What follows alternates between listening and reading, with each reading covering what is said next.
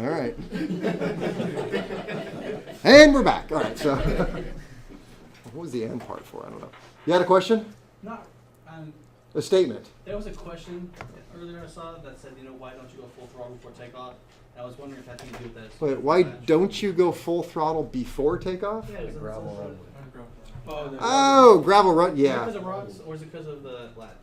No, it's totally rocks. Okay. So yeah, if you have an improved surface, or even, a lot of places you go to, it's tarmac, but they never sweep, and there's little rocks everywhere.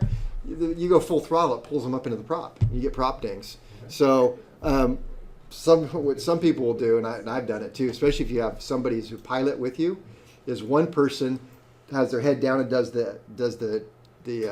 all the checks. The other person keeps you rolling down a taxiway, so that you don't pick anything up. So you keep it at a fast taxi, and then you do all your checks, and that way you don't pick up stuff in the prop. All right, let's see. We are down to talking about the governor.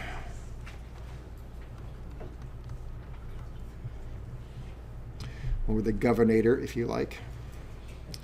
All right, so we've got to do something a little different now because we're talking about feathering a propeller. And so in order to feather the prop, we have to have a governor that's slightly different. So to feather, the governor incorporates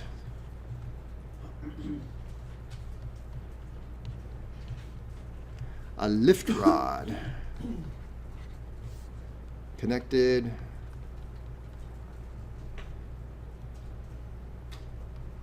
to the speeder rack, we'll say.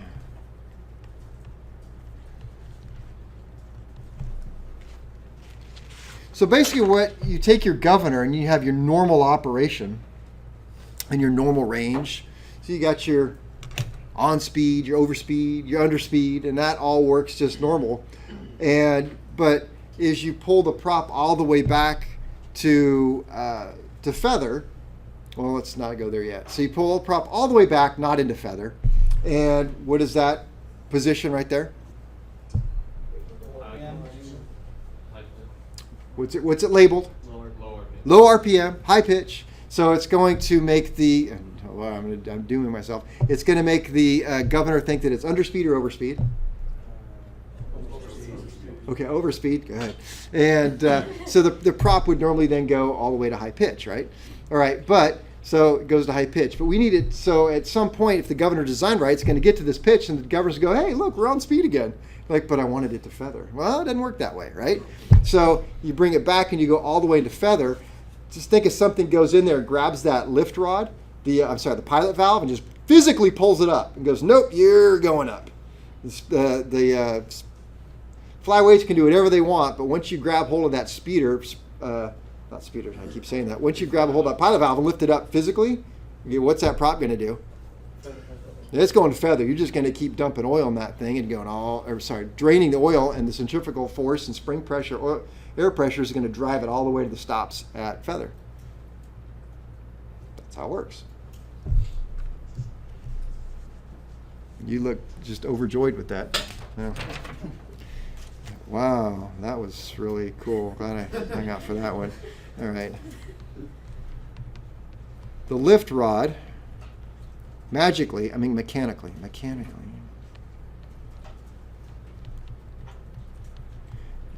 lifts the pilot valve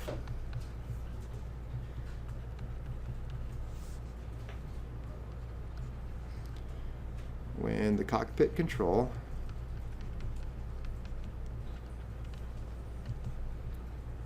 is moved to the feather position.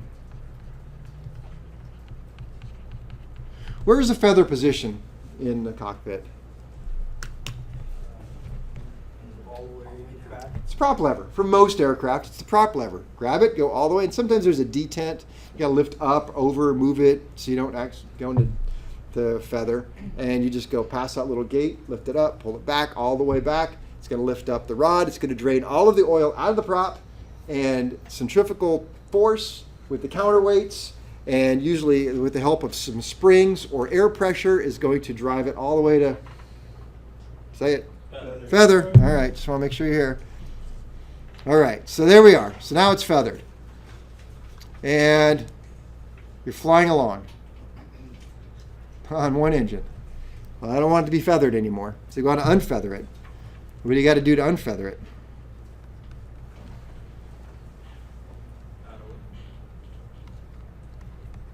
All right, so unfeather.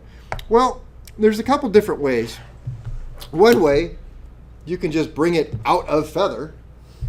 And let's say it's just has, well, we're talking about accumulators and stuff. So there's no accumulator, there's no unfeathering mechanism. You just bring it out of feather and hit the start. And the starter is going to start going. And as the starter starts going, it's going to start making oil pressure. And as oil pressure is made, it's going to go through the oil galleries and it's going to go up into the governor, which is still working. The governor doesn't know; it's just working kind of slow, and it's going to say, "Hey, by the way, we're kind of in a underspeed here. We better flatten out." And so it's going to start putting oil pressure slowly but surely into the piston of the aircraft, and the blades are going to be feathered, and they're going to start to come out of feather. And as soon as they start to come out of feather, it's going to start windmilling. And as soon as it starts windmilling, it's really going to start driving the oil pump for the engine oil pump and the governor oil pump a lot faster. So whether or not it starts or not, it's going to bring itself right out of feather, and it can be sitting there windmilling right along. Hopefully you've had fuel spark and the engine lights off and goes, and then you don't have this engine dragging behind you. So let's see, to unfeather. But it may also have an accumulator. And an accumulator is, accumulator is like a capacitor, but that's the worst analogy I could possibly use, probably, because everybody's going, what's a capacitor? What is a capacitor? Stores energy. Yeah, it's like an it's like an electrical accumulator. All right. It's like an accumulator. Well, it is. Yeah. Accumulator's like a capacitor. It is. So now you know. You know both of them, right? So You know how this system operates now? I always love it when somebody uses something you don't know to explain something you don't know. So they have to explain the one thing to explain the next thing. So, all right. So an accumulator. Accumulators can be in different ways. Let's think about how I want to make this accumulator. We'll make it this way. So an accumulator. All right. So let's take an accumulator and let's put a piston in here. What's that supposed to be? That's a piston. Oh, okay. I thought it was an accumulator. And let's put a big heavy spring on it. Oh, okay. We'll put 2 heavy springs on it. There we go. Do that. That's a much heavier spring. All right, and let's see. So we'll put some, we'll make a line right here. And then we're going to try and find another color. You just make plankton? What? Did I what? Did I make plankton? No, I did not make plankton. All right. So what happens is this has a spring underneath the piston and some room in here. And so as under normal operation, how much is the governor putting out in PSI? Oh, you know. 220 PSI. Well, let's say it's at least 200 PSI with a pen. So we'll say 250 PSI. So that's the output of the governor. Well, so I have 250 PSI coming into here. That's going to come in here, and it's going to fill up this accumulator, and it's going to push this piston down till the piston's way down here. And that spring is just really, oh boy, it's really tight. And so now I've got all this pressure built up in there. What happens if I block this off? Holds the pressure. All right, so oil drains off. What do I have stored up in here? Oil pressure. Oil pressure at how much PSI? Oh, about 250, I'd say there, Bob. So 250. So now, what happens is as I bring the control lever, under normal operation, this accumulator is open and it's accepting governor pressure. So it's being charged up by the governor. So it's there, it's charged, it's working, it's open. But I take that prop lever and I go back to feather. First thing I do is simultaneously going to lift up the pilot valve. And at the exact same time, it's going to block off this accumulator. It's going to shut it down, close the valve, and store this up. So when I lift up the pilot valve, I drained off the oil from the prop. Centrifugal twisting force caused the prop to go to feather, and it blocked off and it stored up 250 PSI, big reservoir of oil for me. So now I got that going for me, right? And when I want to come out of, what? It's like a daddy check. That's right. I was hoping somebody would get that. I got that going for me. So, so we got that going for you. So I want to come out of feather. Now, in the system without an accumulator, what do we have to do? We had to bring it out of feather. What happens? Nothing, right? Because you got a dead engine. The blades are going into the airstream coming right at you. Relative wind. You go into high pitch. What happens to the prop? Nothing. It just, well, that was fun. So give your kids something to play with when the engine's dead. You want to save us, you got to make that lever go back and forth. All right. So it doesn't do anything. And if we die, you'll know. All right. But with an accumulator, I take that lever and I go forward. What it's going to do is it's going to unport this. Right there. Open that back up. Where's that pressure going to go? Back to the prop. There, that one. So, all right, to the prop. Oil pressure is going to go to the prop. What's it going to make the prop do? Start to unfeather, go to low pitch. As soon as it starts going to low pitch, all I need is enough to get that thing windmilling and the wind's going to do the rest. Start doing oil pressure, bring it back up. So anyway, that's an accumulator. You can have a piston type. A lot of them come in just like a ball. Looks a lot like a lobster buoy. Now that you know what that is, we can use that analogy. So look at the things. Which ones? You said they had. With the stripes. Okay. Highly coveted. I'm sorry, I said lobster. I said it wrong. It's lobster. Lobster. Okay. Kevin, what's the location of the accumulator? Where is it located? Is it near the... Could be here. Could be. Various places. Like right next to the... It's over by the west It's attached near the firewall. Okay, so it's a hose. Yeah, I'm just trying to. I don't. It's a really long hose that goes directly to the prop. Yeah. I have not seen them attached to the engine. That's what I'm thinking. All right, so to unfeather. All right, so that story took long enough that Justin should be done writing. So. Wait, I didn't get the picture. Yeah, that's just gonna suck. All All right, let's see. You guys are out of control. Where am I? System. To unfeather, the system may use an accumulator. And did I write this? An accumulator. And accumulator.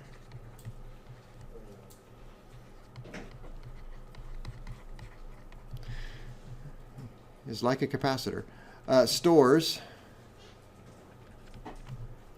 engine oil pressure. No, governor oil pressure. Say governor oil stores.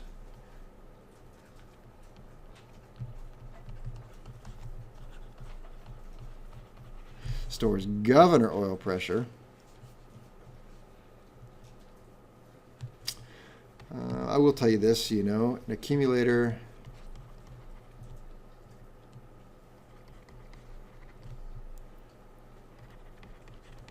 maybe spring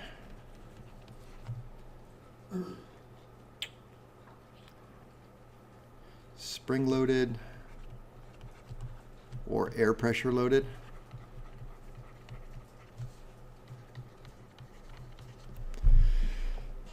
If it's air pressure loaded, it will usually have an air pressure gauge on, and that's part of your inspections is to make sure that it has the proper air pressure.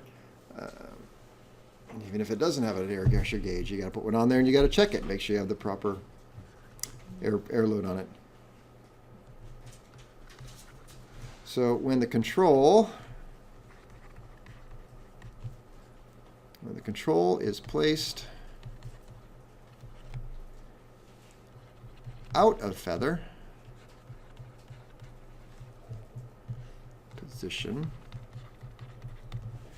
a ball valve in the governor will release oil pressure to unfeather.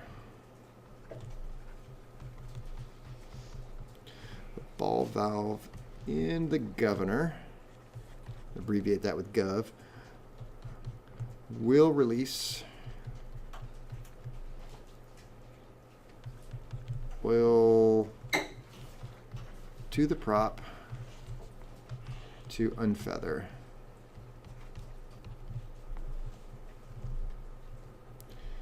And then working backwards, systems without an accumulator.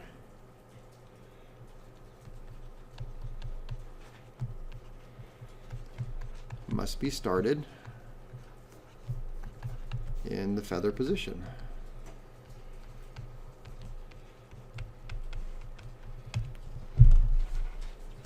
And we talked kind of a lot about how that's going to work. Or not. Huh? Or not. Or no, we did. No, it might not work. Oh, or it might not work. Yes. I have a story. Go ahead. Let's hear it. Yeah, Wait, I is was it with a just- student on an old Viperastics, and we shut down an engine, and then when we wanted to restart it, the starter failed. Oh. So we had to. It was surreal, and so if the starter without the accumulator, the starter fails, or the battery was bad, or whatever, Yeah. the thing doesn't go back. Interesting. Or not then. And all it was the ground part of the starter somehow got loose. Wow. It's a real emergency.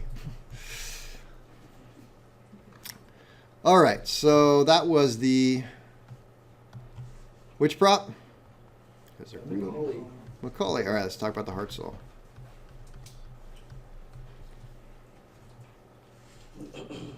Or how's it pronounced, Tyler? Herzl. I like that. All right, let's talk about the steel hub.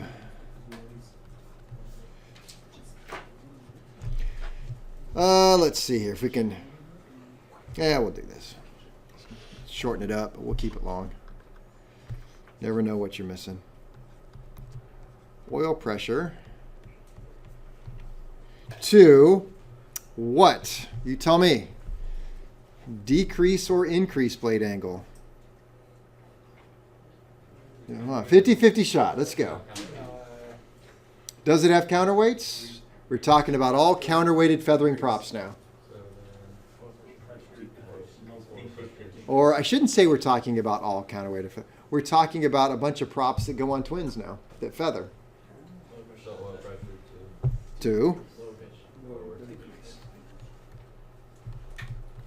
decrease blade angle. All right. Air pressure.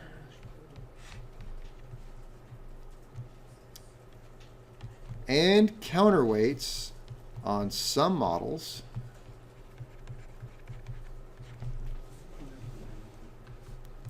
to increase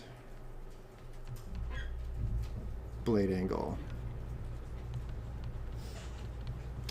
So this statement, and counterweights on some models, tells me that there are some models of the Hartzell steel hub, full feathering propeller, that don't have counterweights. So what is the fixed force that's going to drive it then? Centrifugal twisting force is going to make it go to high or low pitch now? Low pitch. Do I want that?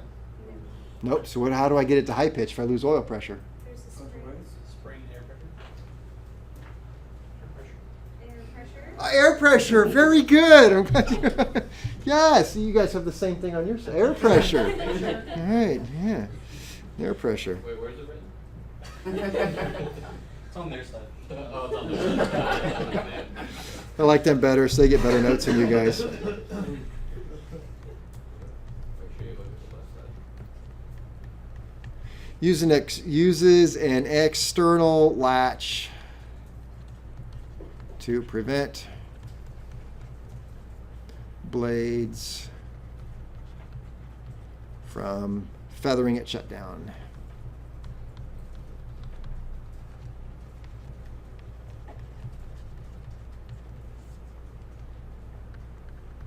Compact.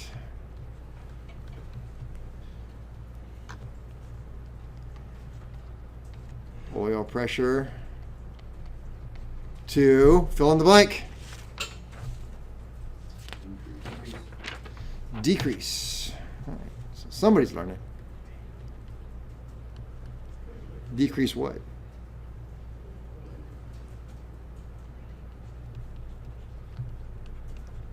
We don't know. We just know it's decreased. We don't know what it decreases anymore. We haven't gotten that far. All right. Air pressure. And counterweights on some models.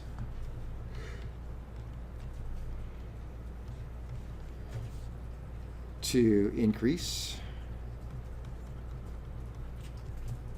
blade angle. Well, where's Some models, is it most models? I'm going some. I'm going some. I'm not the expert on the distribution of this. But I will tell you this. All right, so I have a propeller. Whether or not it has counterweights, but it definitely has air pressure. Where's this air pressure stored? What? An accumulator is a good answer, but not the right one. It's in the hub. There we go. Maybe not the best picture, but a little blurry. That says air charge valve. So there's a little Schrader, they're called Schrader valves. You know what a Schrader valve is? Schrader valve is one of those valves that you have 4 of them on your car, 1 on each tire. Well, some of you do. And you have so the spinner on these particular props, it has, I don't know what you want to, it's got a little tiny nose spinner. There's some screws right here and right here that allow this part of the spinner, and it's not a whole lot bigger than the end of my coffee cup, really. And little tiny spinner, and that pulls off, and then you have a little Schrader valve right there. And then on your annual inspections or whatever it's called for in the manual, you have to check your air pressure. And just like with everything else, what you do is you take that off, and you take off a little cap, and you go to put your air pressure gauge on there, and you get it on sideways, and you're like, yep, it probably did have enough air right before I did that. And so then you have to recharge it. And what should you probably recharge it with? I hear shop air. Why would shop air not be a good choice? Water in the line. It has water in the lines, can cause corrosion there. So what should you use? Nitrogen. What about helium? Then it makes the whole thing lighter. It makes the engine Make safer. it taco funny. Huh? Save weight, go faster. That's right. So yeah, nitrogen. All right. It's going to be cheaper. Why not helium? Because I guess there's the great American helium shortage going on right now, I've heard. It's true. All right, so there's the Schrader valve. That's a true thing. Look it up. Google it, man. Look it up on AOL. My dial-up Huh? Does it just hold the charge? Yes, it does. And there's more to it than just do that. So there's always a sticker on here, hopefully always. And you have to do the ambient temperature, and then you have to do a conversion, and you want to put the exact amount of air in there. It's not just like, hey, just fill this thing up like a tire, somewhere between 40 and 50 psi works. Then you have to look at the exact chart on there and get it correct. We don't need to see that yet. All right, so where am I? Compact, let me see. Boy, this is very redundant. Uses latch stops That sounds good, Kevin. to prevent. I'll just put feather at shutdown.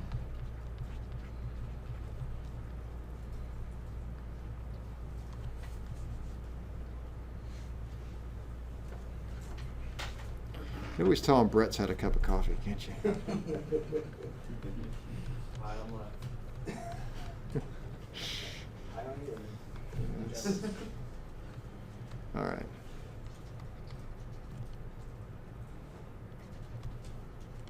So some props, we were talking about the air, need the air charge check.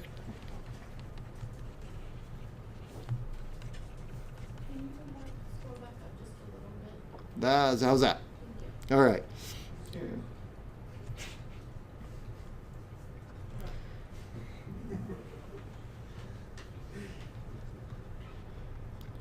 Charge is about 150 psi.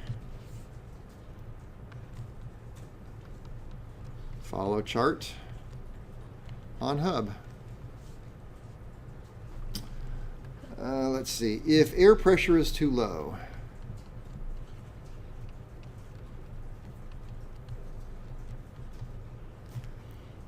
What do you suppose is going to happen?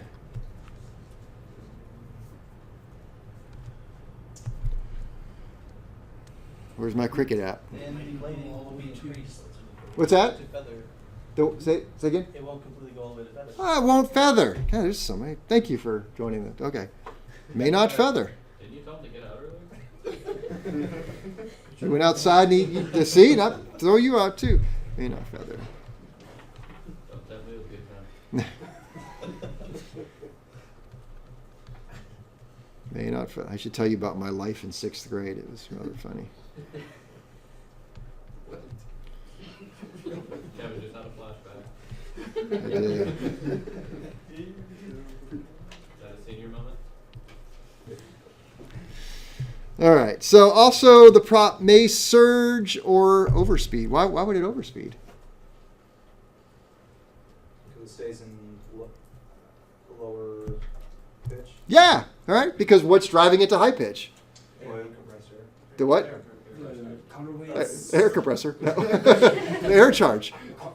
What if it doesn't have counterweights? It's got air instead of counterweights. So it's so you've lost your charge. And surging is where it's kind of trying to find itself in there, and it's just not doing it. Let's see. We could talk about if air pressure is too high.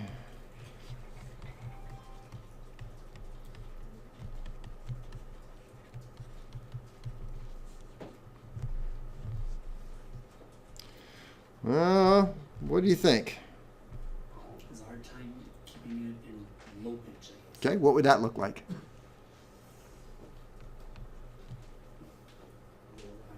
Higher RPM, Yeah. take off in the one. There you go. Say it. Uh, Low RPM, high manifold pressure. okay, low RPM may not reach full RPM. Why? Because it's stuck on high pitch. And how about may feather at shutdown? Why would it feather at shutdown? Because you don't get into the range where latch or pin would actually engage. Exactly. If you have too much air charge and the governor can't bring the prop blade all the way back into the low pitch stop area, then the centrifugal feathering locks can't engage. So the prop's got to come all the way back for that to engage. If it's trying to engage, but the prop's over here, it's just going to keep going to feather. It's got to go all the way back. So if you can't go all the way back because of the high air pressure, there you go. All right. Let's do this then. So, all right. So pictures. I guess we have some pictures. I don't know. All right. So here we have some accumulators. I thought mine was drawn a little bit better, but here's an air. They're all cute. There. This is the. Oh yeah. Okay. So here's a your buoy type. You've got your air charge with the rubber diaphragm, and the oil's just going to come in this side, push the diaphragm over, air pushes it back. That's not what a buoy looks like. Then you looked at the wrong buoy. And this is just more like the one I drew with the piston going back and forth in the cylinder. We see action of the governor lift rods. Have a lift rod in here. I don't know if that really depicts it very well. I don't think. I don't know. But anyway. Oh, just some pictures of the lift rod. All right, so we covered all this. Let's make sure everything's right. So we had let's see, non-feathering. Here we have Macaulay feathering. Do you have counterweights? Yes. Prop moves prop to low pitch. Now we have oil pressure. High pitch, counterweights and spring pressure.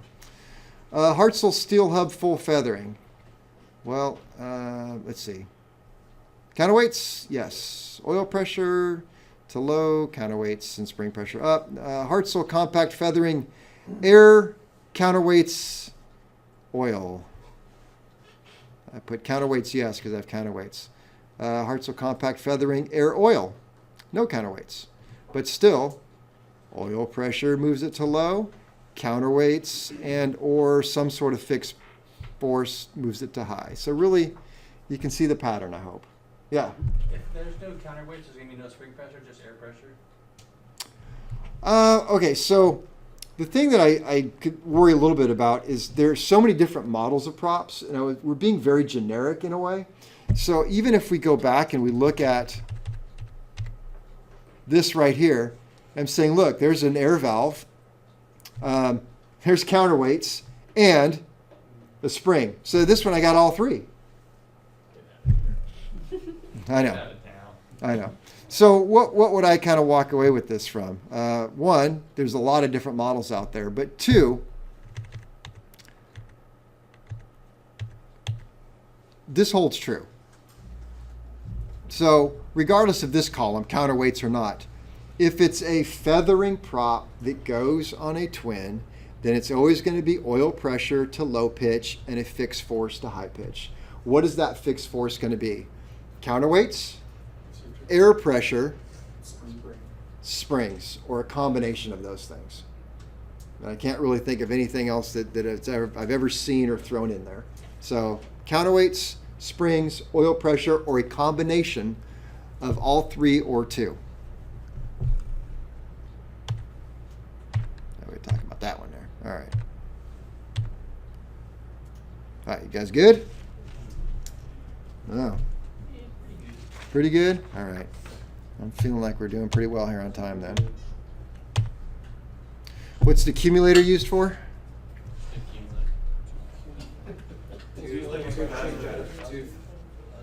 change the It's used out of for oil pressure. All right. What did you say it does?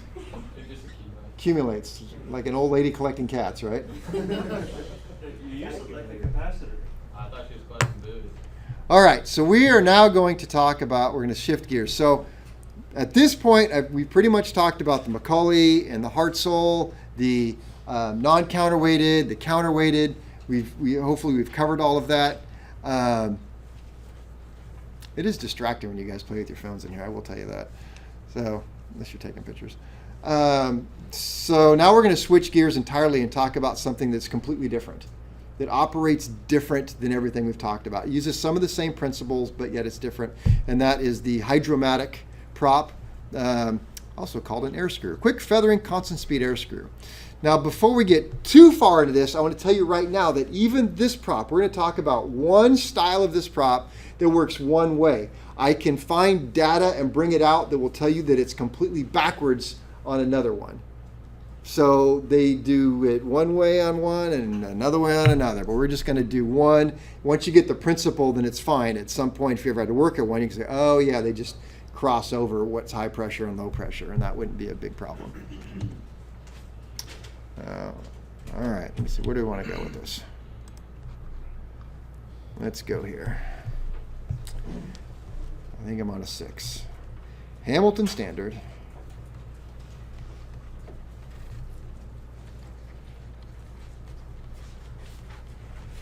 Hydromatic.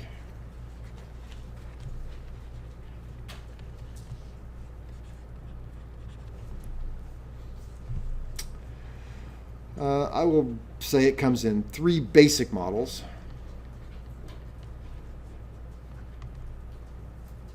Well, you got your constant speed. By the way, constant speed what? What's the constant? Engine RPM. How about aircraft speed? No.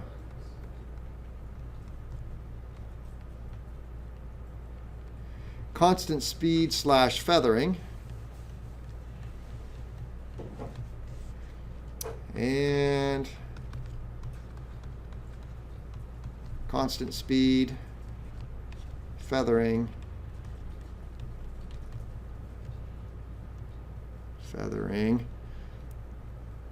/ reversing.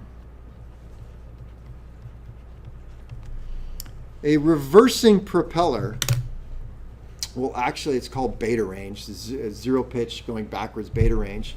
And what that does is as you land, to save on the brakes, you can put the propeller into a reverse pitch, which pushes if you're coming in for land, you got normal thrust go behind you, it's going to thrust in front of you. And that, even though we didn't really talk about it, because it's not asked of you on the Q&As and stuff, there are modern aircraft. I had a customer with a Beech Baron that had reversing props on his Baron. It's kind of cool. You can back up in it. Yeah. Is it louder in the first pitch? I don't remember. I mean, I flew in it with them, and I don't remember. Yeah, I guess it is because you're noticing it. But at the same time, your speed isn't as much.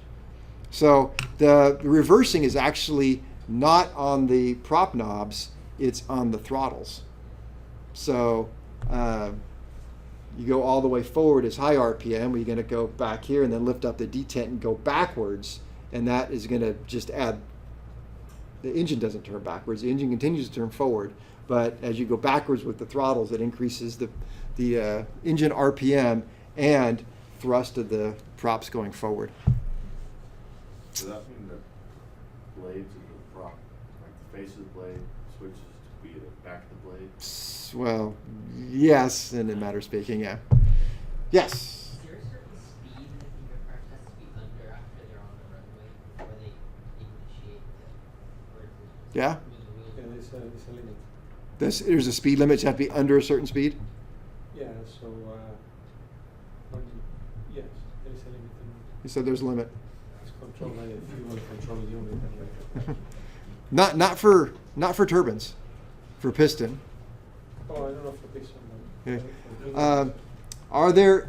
I've heard, and I don't know if there's any truth to this. Now, in that particular aircraft, it had a squat switch connected to landing gear, so you had to be down and the weight on the wheels before you could engage this. So it was locked out in flight, so you couldn't reverse in flight.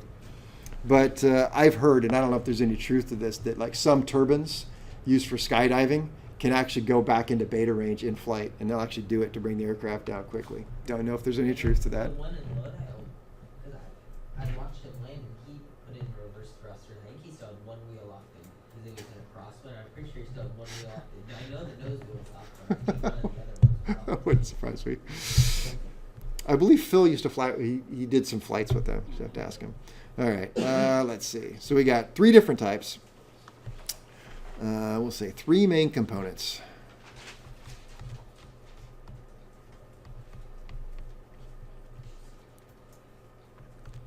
Just like other things, you got your hub assembly.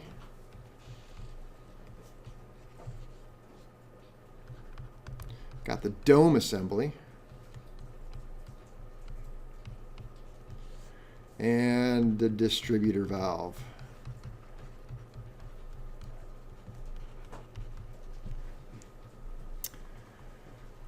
I think I've got a cool old video. Has anybody watched that one yet? Of course not. Of course not. Why do I even ask? Hub, also called the barrel. Assembly.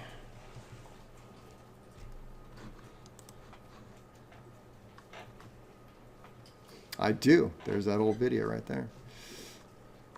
We'll have to check that out. All right. Tell you what. We'll watch that at some point. Not tonight. So what does the hub assembly consist of?